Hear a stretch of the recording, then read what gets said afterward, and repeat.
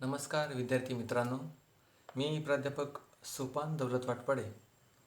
आपणास हा जो काही बिझनेस मॅनेजमेंट म्हणजेच व्यवसाय व्यवस्थापन हा जो काही विषय आहे या संदर्भात लेक्चर या ठिकाणी देणार आहेत. आजच्या लेक्चरमध्ये आपण संघटनेची नेमकी तत्त्व काय आहेत याचा या ठिकाणी सविस्तर आपण या ठिकाणी अभ्यास करणार आहोत. जे हेनरी फियोलने जी काही संघटनेची जी काही तत्त्व मांडलेली आहेत ती नेमकी तत्त्व कोणती, प्रिन्सिपल्स कोणकोणती आहेत ती आपण या ठिकाणी आज बघूया. तिसऱ्या प्रकरणाअंतर्गत ही आपण त्या ठिकाणी संघटनेची तत्त्व आज आपण या ठिकाणी बघत आहोत. तर पहिलं जे काही तत्त्व आहे ते म्हणजे उद्देश तत्त्व, ज्याला आपण प्रिन्सिपल्स ऑफ ऑब्जेक्टिव्ह असं या ठिकाणी म्हणू शकतो. तर हे तत्त्व नेमकं काय सांगतं का, संघटनेमध्ये जेव्हा व्यक्ती त्या ठिकाणी कर्मचारी काम करत असतात तेव्हा एक विशिष्ट उद्दिष्ट डोळ्यासमोर ठेवून त्यांनी त्या ठिकाणी कार्य करायला हवं. कारण जर उद्दिष्ट जर त्या ठिकाणी ठरलेलं नसेल किंवा उद्देश जर त्या ठिकाणी क्लिअर नसेल तर कर्मचारी हे योग्य पद्धतीने त्या ठिकाणी काम करू शकणार नाही. त्यामुळे उद्देश किंवा ऑब्जेक्टिव्स डिसाईड करणं हे खूपच त्या ठिकाणी महत्त्वाचं आहे. व्यवसाय संघटनेला निश्चित स्वरूपाचे उद्दिष्ट असणे आवश्यक आहे. या उद्देशाभोवती संघटनेच्या निरनिराळ्या जे काही क्रिया आहेत त्या निगडीत त्या ठिकाणी असतात आणि संघटनेतील प्रत्येक क्रियेचा उपक्रियेचा अर्थ स्पष्ट असणे आवश्यक आहे. आणि वेगवेगळ्या प्रकारच्या क्रिया ह्या ठिकाणी त्या ठिकाणी व्यवसाय संघटनेमध्ये त्या ठिकाणी कार्यरत असतात आणि प्रत्येकाचा त्या ठिकाणी कुठेतरी अर्थ हा स्पष्ट असणं त्या ठिकाणी गरजेचं आहे. कारण स्पष्टता जर त्या गोष्टीमध्ये नसेल तर संदिग्धता निर्माण होऊन कोणत्याही प्रकारचा योग्य अशा प्रकारचा रिझल्ट्स किंवा जो काही परिणाम आवश्यक व्यवसाय संस्थेला आहे तो त्या ठिकाणी मिळणार नाही. म्हणून याचा या गोष्टीचा महत्त्वपूर्ण त्या ठिकाणी विचार हा त्यामध्ये होणं अपेक्षित आहे. संघटनेच्या उद्देशात व निरनिराळ्या विभागाच्या उद्देशात एकवाक्यता असावी. म्हणजे संघटनेतील अधिकाऱ्यांच्या व कर्मचाऱ्यांच्या मनात त्याविषयी कोणत्याही प्रकारचा गोंधळ राहणार नाही ही खबरदारी किंवा ही एक प्रकारची प्रिकॉशन्स हे त्या ठिकाणी घेणं अपेक्षित आहे. म्हणजे या पहिल्या तत्वानुसार आपण असं म्हणू शकतो की उद्देश कोणतीही व्यवसाय संस्था जेव्हा त्या ठिकाणी कार्यरत असते तेव्हा त्यांनी त्या ठिकाणी व्यवसायाचे नेमके उद्दिष्ट काय आहेत, कर्मचाऱ्यांचं हित कसं त्या ठिकाणी जोपासलं जाईल, जे काही बहिर्गत घटक आहे त्यांचं हित कसं त्या ठिकाणी जोपासलं जाईल याचा विचार हा या पहिल्या तत्वामध्ये त्या ठिकाणी होणं हे महत्त्वाचं आहे. दुसरं जर व्यवसाय संघटनेचं जर तत्त्व बघितलं ते म्हणजे श्रम विभागणी, ज्याला आपण principles of division of work असं या ठिकाणी म्हणू शकतो. तर यामध्ये काय की कामांचं कुठेतरी विभाजन होणं अपेक्षित आहे. कारण एकच व्यक्तीच्या जे काही टेक्निकल ज्ञान आहे किंवा टेक्निकल नॉलेज आहे, बौद्धिक ज्ञानावरती काही मर्यादा असू शकतात. म्हणून वेगवेगळ्या प्रकारची कामं ही वेगवेगळ्या प्रकारच्या व्यक्तींकडे देणं अपेक्षित आहे. कारण जर एखाद्या व्यक्तीला जर विशिष्ट काम जर त्यामध्ये त्याला इंटरेस्ट असेल, त्याला जर आवड असेल, तर त्याला जर ते काम त्या ठिकाणी दिलं गेलं तर तो चांगल्या पद्धतीने त्या कामामध्ये त्या ठिकाणी इंटरेस्ट किंवा चांगल्या प्रकारचं काम त्या ठिकाणी तो करू शकतो त्या विशिष्ट फील्डमध्ये. म्हणून कामाची विभागणी होणं हे खूप गरजेचं आहे. कारण जर खूप एकच काम एकाच कर्मचाऱ्यावरती तुम्ही खूप जर जास्त त्या ठिकाणी कामाचा लोड दिला तर त्या कर्मचाऱ्याची जी काही प्रकृती आहे ती खालावू शकते आणि परिणामी तो पुढील काही दिवसांमध्ये त्या ठिकाणी त्या प्रकारचा आउटपुट किंवा तशा प्रकारची जी काही व्यवसाय संस्थेला असणारी जी काही उत्पादकता आहे तो देऊ शकणार नाही. म्हणून कामाचं योग्य प्रकारे त्या ठिकाणी वाटप होणं हे गरजेचं आहे. संघटनेचे काम करणाऱ्या प्रत्येक व्यक्तीची व अधिकाऱ्याची कार्यक्षमता वरच्या दर्जाची राहावी याकरता श्रमविभागणी या क्रियेला त्या ठिकाणी खूप महत्त्व आहे. आधुनिक उत्पादन पद्धतीत श्रमविभागणी व वैशिष्ट्यीकरण म्हणजे संघटनेतील प्रत्येकाला त्याच्या कार्यक्षमतेनुसार व गुणानुसार काम देणे अपेक्षित आहे. कारण असं जर केलं तर मला वाटतं व्यवसाय संस्थेची काही उत्पादकता आहे ती नक्कीच त्या ठिकाणी वाढू शकेल. कारण व्यक्तीला त्याच्या आवडीनुसार जर त्या ठिकाणी काम दिलं तर त्या व्यक्तीकडून त्या कामामध्ये चुकाही त्या ठिकाणी कमी होतात आणि चांगल्या प्रकारचं आउटपुट त्या इंडस्ट्रीला किंवा त्या व्यवसाय संस्थेला मिळू शकतं. म्हणून याचा विचार हा प्रामुख्याने त्या व्यवस्थापकांनी करणं अपेक्षित आहे. तसेच एका व्यक्तीकडे एकाच प्रकारचे काम सोपविणे असंही त्याचा अर्थ त्या ठिकाणी लावण्याचं काहींच्या म्हणणे. परंतु वैशिष्ट्यीकरणात प्रत्येक विभागाची जबाबदारी निश्चितपणे त्या ठिकाणी ठरवण्यात येते आणि प्रत्येक कामगाराला एकच काम करावे लागत असल्याने तो आपल्या कार्यात एक तज्ज्ञ आणि कुशल बनतो. कारण एक विशिष्ट जबाबदारी कुठेतरी एखाद्या व्यक्तीवरती सोपवल्यानंतर त्याला कंटिन्युअसली तेच काम करत राहिल्यामुळे तो त्या कामामध्ये त्या ठिकाणी माहिर होतो.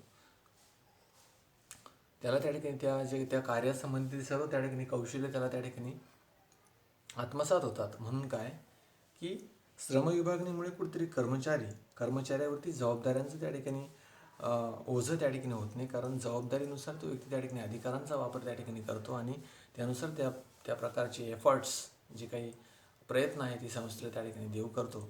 म्हणून त्याचा एक महत्त्वाचा उपयोग हा व्यवसाय संघटनेच्या तत्वांमध्ये करणं हे अपेक्षित आहे. व्यवसाय संघटनेचे आपण दुसरं तत्व बघितलं का श्रमाची विभागणी म्हणजे कर्मचाऱ्यांना कुठेतरी कामाचं वाटप आणि विभाजन होणं योग्य पद्धतीने होणं हे त्या ठिकाणी गरजेचं आहे. तिसरं जर महत्त्वाचं जे तत्व बघितलं ते म्हणजे अधिकार साखळीचे तत्व, ज्याला आपण principle of chain of command असं या ठिकाणी म्हणतो. यामध्ये काय की अधिकार आणि जबाबदारी ह्या दोन एकाच नाण्याच्या त्या ठिकाणी दोन बाजू आहे. कारण अधिकार आले तर जबाबदाऱ्या त्या ठिकाणी येणार आणि जबाबदाऱ्या जर आल्या तर त्या ठिकाणी अधिकार कुठेतरी असायलाच पाहिजे. कारण अधिकार दिल्याशिवाय तो व्यक्ती चांगल्या पद्धतीने संबंधित व्यक्तींकडून काम करून घेणार नाही, किंवा संबंधित व्यक्ती देखील जर त्या व्यक्तीला अधिकार नसेल तर ते त्याचं काम त्या ठिकाणी ऐकणार नाही. म्हणून अधिकार ही कोणतंही कार्य पूर्ण करून घेण्यासाठी एक महत्त्वाचा बहाल केला जाणारा त्या ठिकाणी एक प्रोफेशनल, ज्याला राईट्स आपण त्या ठिकाणी म्हणतो, एक प्रोफेशनल प्रक्रिया आहे असं देखील या ठिकाणी आपण म्हणू शकतो. म्हणून काय की अधिकार साखळी म्हणजे संघटनेतील वरिष्ठ अधिकार पातळीपासून कनिष्ठ अधिकार पातळीपर्यंत पोहोचवणारा अधिकारांचा प्रवाह आहे. कारण कोणी कोणाचं काम ऐकावं आणि कोणी कोणतं काम करावं हे व्यवसाय संघटनेमध्ये त्या ठिकाणी कुठेतरी एक अधिकारांची साखळी त्या ठिकाणी ठरलेली असते आणि साखळीनुसारच त्या ठिकाणी काम करावं लागतं. ज्याला आपण जसं आपण व्यवस्थापनाचे स्तर बघितले त्यामध्ये काय की उच्च व्यवस्थापन स्तर, मध्यम व्यवस्थापन स्तर, कनिष्ठ व्यवस्थापन स्तर, त्यामध्ये वेगवेगळ्या प्रकारचे कोणकोणते घटक असतात त्याचं देखील आपण मागील लेक्चरमध्ये त्या ठिकाणी अभ्यास केलेला आहे. म्हणजे ही अधिकार साखळी असल्याशिवाय व्यवसाय संस्थेला कार्य करता येणार नाही. कारण व्यवसाय संस्थेमध्ये एक व्यक्ती नसतो, तो अनेक प्रकारच्या व्यक्तींचा समुदाय त्या ठिकाणी काम करत असतो. म्हणून हे कुठेतरी अधिकार आणि जबाबदारी त्या ठिकाणी डिसाईड्स होणं आणि त्यांना त्या ठिकाणी निश्चित करून देणं हे व्यवस्थापनाचे एक प्रमुख त्या ठिकाणी कार्य आहे असं देखील आपण त्या ठिकाणी म्हणू शकतो. म्हणून काय की प्रत्येक व्यवसायात व्यवस्थापनाचे विविध स्तर असतात. प्रत्येक स्तरावर अनेक अधिकारी आणि कर्मचारी त्या ठिकाणी काम करीत असतात आणि या सर्व अधिकाऱ्यांमध्ये परस्पर संबंध असणे तसेच प्रत्येक व्यक्तीने वरिष्ठ अधिकाऱ्याच्या आदेशाचे पालन करणं हे त्या ठिकाणी आवश्यक आहे. कारण कमांड त्या जो काही तो काय आदेश दिलेला असेल तर त्या आदेशाचं त्या ठिकाणी पालन हे विशिष्ट वेळेत होणं हे देखील गरजेचं आहे. कारण विशिष्ट वेळेत जर त्या आदेशाचं त्या ठिकाणी पालन झालं तर मला वाटतं जो काही नफा होणार आहे व्यवसाय संस्थेला किंवा जो काही सकारात्मक अशा प्रकारचा बदल व्यवसाय संस्थेमध्ये होणार आहे तो घडू शकतो. जर ते विशिष्ट वेळेत घडलं नाही तर त्याचा तोटा हा त्या व्यवसाय संस्थेला होऊ शकतो. म्हणून अधिकार साखळीच्या तत्वामध्ये कोण व्यक्तींवरती त्या ठिकाणी जबाबदाऱ्या आणि अधिकारी आधीच ठरवून दिलेले असतात आणि त्यानुसारच त्या व्यक्तीनं त्या ठिकाणी कार्य करावं लागतं. चौथा जर मुद्दा बघितला तो म्हणजे समन्वयाचे तत्व. जे काही चौथं तत्व आहे ते म्हणजे समन्वयाचे तत्व. हे तत्व काय सांगतं, ज्याला आपण इंग्लिशमध्ये काय म्हणतो की प्रिन्सिपल्स ऑफ कोऑर्डिनेशन. कारण समन्वय असल्याशिवाय कोणतंही कार्य त्या ठिकाणी पुरवता जाऊ शकत नाही, पूर्ण होऊ शकत नाही. म्हणून काय की विविध प्रकारचे विभाग हे व्यवसाय संस्थेमध्ये कार्यरत असतात. जसं आपण म्हणू शकतो की खरेदी विभाग आहे, विक्री विभाग आहे, त्यानंतर त्या ठिकाणी कुठेतरी उत्पादन विभाग आहे, त्याला आपण प्रोडक्शन डिपार्टमेंट म्हणतो. त्यानंतर कुठेतरी वेगवेगळ्या प्रकारचे जे काही डिपार्टमेंट आहे, अशा अनेक प्रकारचे डिपार्टमेंट्स त्या ठिकाणी कार्यरत असतात. म्हणून काय या डिपार्टमेंटमध्ये किंवा या विभागांमध्ये वेगवेगळ्या प्रकारचा समन्वय असणं खूप गरजेचं आहे. कारण समन्वय असेल तरच ते कुठेतरी त्यांचं त्या ठिकाणी कुठेतरी ताळमेळ लागू शकतो. कारण किती त्या ठिकाणी मालाची गरज आहे हे परचेस डिपार्टमेंटने त्या ठिकाणी कुठेतरी सेल्सवाल्यांनी कुठेतरी परचेसवाल्यांना सांगणं अपेक्षित आहे. कारण सेल्स जर वाढत असेल तर परचेस वाढला पाहिजे. कारण रॉ मटेरियल जर परचेस केलं तरच कुठेतरी फिनिश गुड्स त्या ठिकाणी तयार होणार आहेत. म्हणून काय की विशिष्ट वेळेत ती गोष्ट त्या ठिकाणी किंवा विशिष्ट वेळेत तो मॅसेज पुढं जाणं हे त्या ठिकाणी गरजेचं आहे. म्हणूनच काय की सुप्रसिद्ध जे काही लेखक आहे मुने आणि रेले यांनी असं म्हटलेलं आहे की संघटनेच्या निरनिराळ्या विभागात समन्वय घडवून आणणे हे संघटनेच्या अस्तित्वाच्या दृष्टीने खूप महत्त्वाचे आहे. आणि व्यवस्थापकाने संघटनेतील केंद्रीकरण आणि विकेंद्रीकरण, एकाच पातळीवर कार्य करणारे विविध अधिकारी व नियंत्रण व मार्गदर्शन कक्षा इत्यादी घटकांमध्ये समन्वय प्रस्थापित करणं हे खूप त्या ठिकाणी आवश्यक असतं.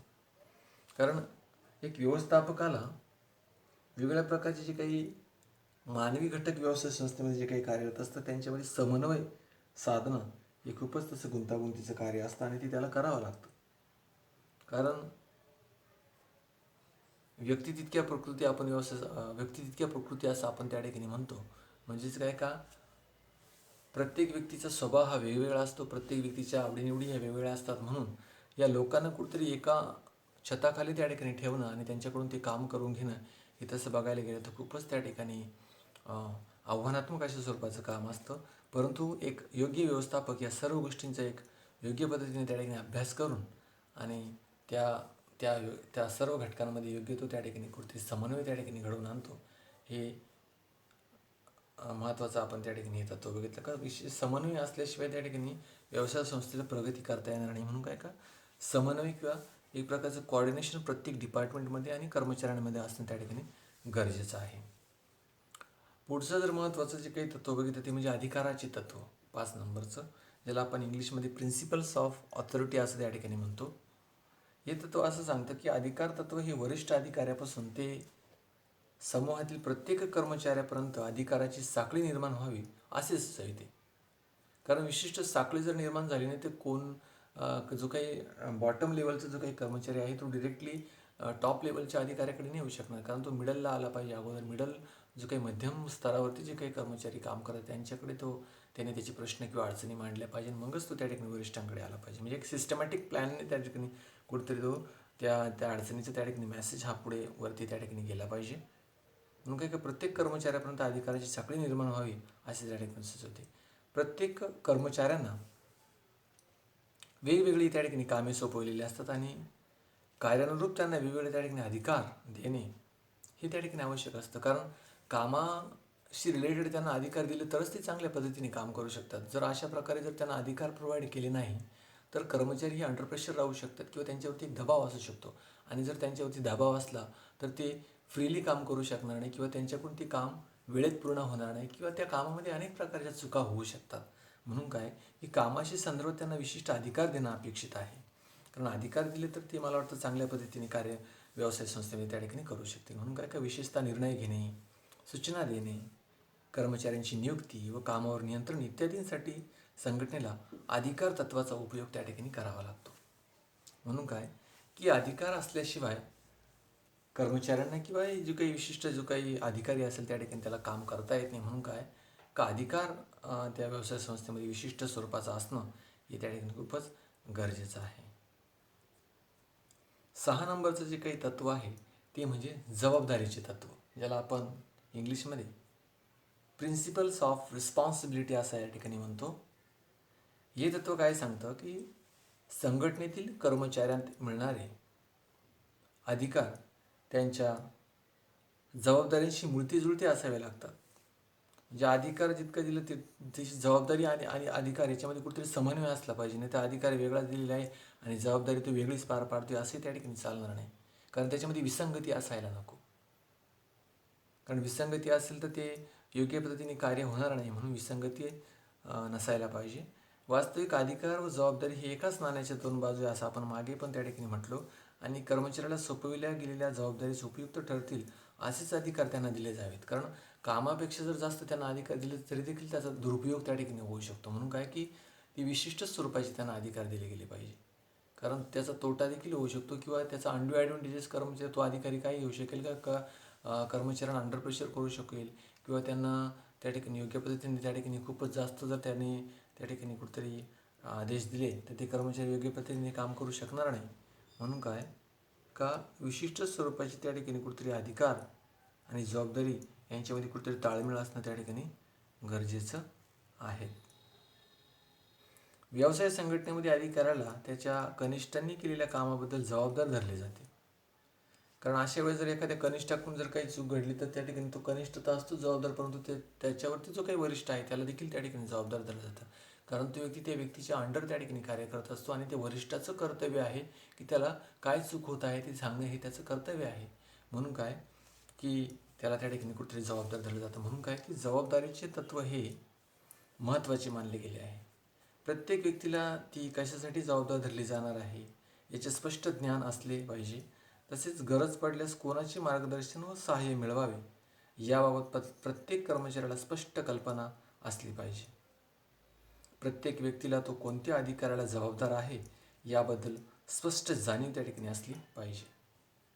म्हणजे या गोष्टींचा कुठेतरी त्या व्यक्तीच्या मनामध्ये जाणीव असली पाहिजे का आपण त्या ठिकाणी जे कार्य करत आहोत त्याच्यामध्ये काही चुका जर घडल्या तर आपण जबाबदार आहोत की अदर कोणी जबाबदार आहे. कारण जर जबाबदारी आल्यानंतर व्यक्ती त्या ठिकाणी चांगल्या पद्धतीने कार्य करतो हे आपण त्या ठिकाणी अगोदरही व्यवसाय संस्थेमध्ये बघितलेले आहे.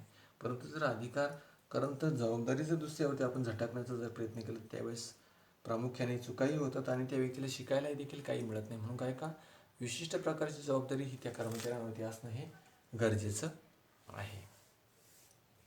आणि आजच्या लेक्चरला आपण हे जे काही संघटनेची जी काही तत्त्व बघतोय यामधील जे काही या लेक्चरसाठीचं जे काही शेवटचं तत्त्व आहे ते म्हणजे निश्चिततेचे तत्त्व.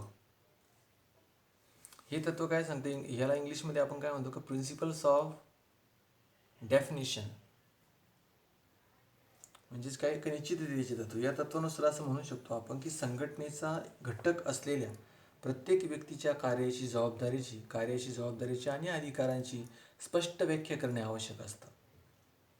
कारण जबाबदारीची व्याख्या केल्यामुळे प्रत्येक व्यक्तीला कोणते कार्य करावयाचे आहे याबद्दल निश्चित कल्पना येते व अधिकारांची व्याख्या केल्यामुळे अधिकाराचे क्षेत्र व मर्यादा त्या ठिकाणी स्पष्ट होतात.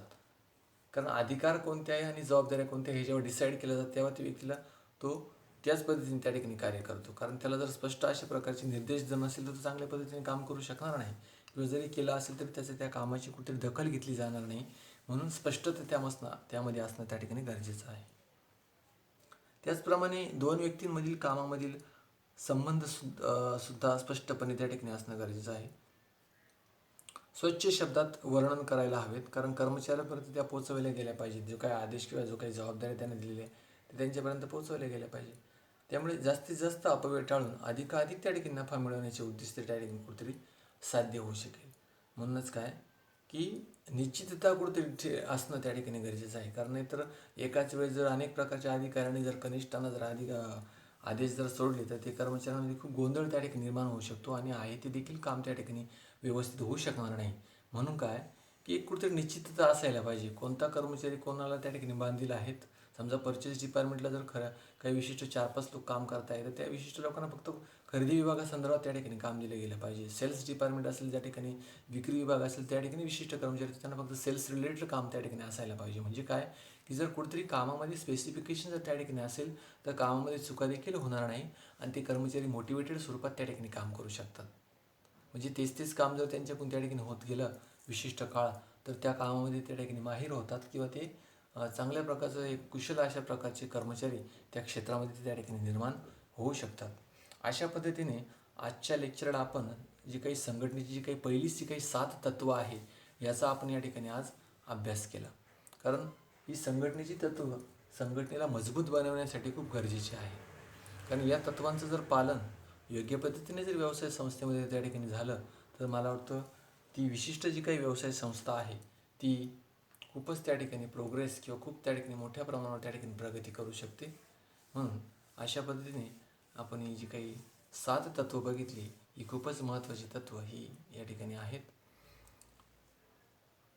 उद्याच्या लेक्चरला म्हणजे यानंतरच्या लेक्चरला आपण जी काही उर्वरित जी काही 7 व्यवस्थापनाची जी काही तत्त्व आहे त्याचा आपण त्या ठिकाणी अभ्यास करणार आहोत. तुर्तास धन्यवाद. थँक्यू.